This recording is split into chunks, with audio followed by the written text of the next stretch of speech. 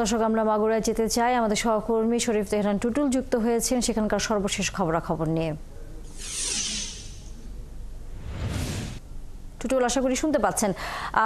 শিক্ষার্থীরা 24 ঘন্টার মধ্যে বিচারের দাবি জানিয়েছেন এবং এরই মধ্যে আদালত জানিয়েছে 180 দিনের মধ্যে বিষয়টি নিষ্পত্তি করতে। এই ঘটনার প্রেক্ষিতে বা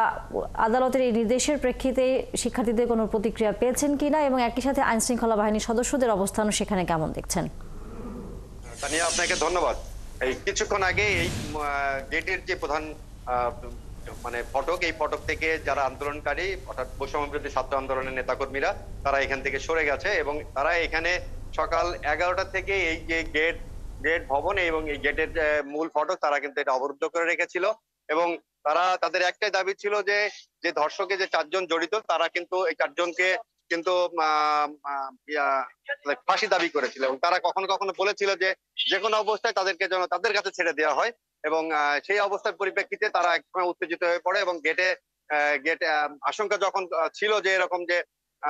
তারা আদালত চত্বর আক্রমণ করতে পারে, এই অবস্থায় সেনাবাহিনীর সদস্যরা এখানে আসে এবং তারা সেনাবাহিনীর সাথে তারা তর্কে লিপ্ত হয় এবং তারা কোনো অবস্থাতেই তার সেনাবাহিনীর কথা শুনতে চায়নি। পরবর্তীতে যখন তারা জানতে পারে যে ঢাকা হাইকোর্ট থেকে যখন এই নির্দেশনা দেওয়া হয়েছে 180 দিনের মধ্যে এই মামলার প্রক্রিয়া শেষ করবে, তখন তারা তার বিপক্ষে নানান রকম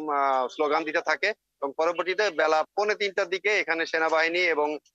সদস্যরা তাদের মধ্যস্থতার মধ্য দিয়ে এবং বিভিন্ন সুধীজনের মধ্যস্থতার মধ্য দিয়ে বৈষম্য বিরোধী ছাত্র আন্দোলনের নেতাকর্মীরা পরবর্তীতে এই কোর্ট ভবন ছেড়ে যায় এবং তারা তাদের যে দাবি যে 24 ঘন্টার মধ্যে যে এই বিচার প্রক্রিয়া শেষ করতে হবে সেই দাবিতে তারা এখন অনড় রয়েছে এবং তারা মনে করছে যে হয়তোবা তারা আগামীকালও তাদের এই ধরনের কর্মসূচি নিতে পারে এবং তারা আবারও এখানে তারা অবস্থান নিতে পারে এমনও কথা বলেছে তাদের মধ্যে কেউ কেউ এবং তারা বলেছে যে এই বিচার প্রক্রিয়া যেভাবেই হোক একটা দৃষ্টান্ত তৈরি করতে হবে এবং আরেকটি কথা তারা বারবার বলার চেষ্টা করেছে যে 180 দিনের মধ্যে যে বিচার প্রক্রিয়া শেষ করতে হবে সেটা কিন্তু আইনে থাকলেও কিন্তু বাংলাদেশে কখনো এটা হয় না এবং আইনে যে সর্বোচ্চ শাস্তি সেটিও কিন্তু তারা বলেছে যে এখন পর্যন্ত কেউ পায়নি। এই জন্য তারা বলছে যে আইনের যে ফাঁকফোকরটাকে সেইটি দ্রুত এটা সমাধান করে যেন সর্বোচ্চ শাস্তি দেওয়া নিশ্চিত করা হয় এবং আসামিরা যেন এই 180 দিনের মধ্যে তাদের শাস্তি নিশ্চিত করা, এই বিষয়টা তারা বলেছে। তবে ধন্যবাদ শরীফ তেহরান টুটুল। নিশ্চয়ই আমরা পরবর্তীতে আবারও ফিরবো আপনার কাছে।